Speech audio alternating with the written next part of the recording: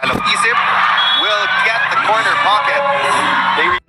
Good day! Ngayon nga po ibigay natin ang game schedule sa play-in na magaganap nga sa March 28, 2026 at syempre, ibibigay din natin ang result ng game sa PVL qualifying round kung saan nakilala na nga natin ang mga pasok na sa semifinals at syempre ibibigay natin ang team standing na latest. Kaya syempre, bago ang lahat guys ay nakikiusap po ako.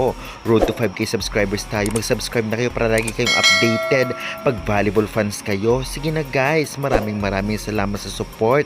Pa-like and share na rin. God bless. At syempre, avail na rin kayo ng ating mga product yan sa baba. Creamline, Chocomushu t-shirts, syempre may kasang bola pang volleyball. Meron din sports shoes, sports bag na mga gamit nyo. Kung kayo po ay atleta at kahit hindi kayo atlet, ay mga gamit nyo pa rin yan pang araw-araw. Kaya guys, avail na kayo. Maraming salamat.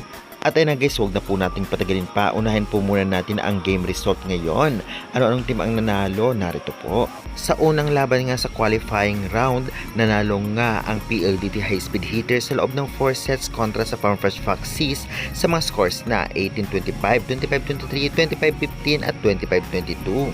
Player of the game, ito ngang si Kim Kennedy na may 19 total points. At syempre sa laban naman ng Creamline versus Signal, narito po ang nanalo. Panalo ang Signal sa loob ng 5th set sa mga scores na 21-25, 26-24, 25-18, 22-25 at 15-17. Player of the game ay si Jel Cayuna na may 11 points, 8 attacks, galing sa blocks ang 2 points at 1 ace at 35 excellent sets. Well, ngayon nga ibigay natin ang latest team standing as of now, March 26, 2026. Ano-anong team ang nanalo at ilan puntos at sino nga ba ang pasok nga sa semifinals? Narito. Pasok na nga sa semifinals ang PLDT at Signal na may 1-0 at ang Creamline at Farmfresh naman ay may 0-1. Grabe! At ngayon naman na ibibigay natin ang game schedule na magaganap nga sa March 28, 2026.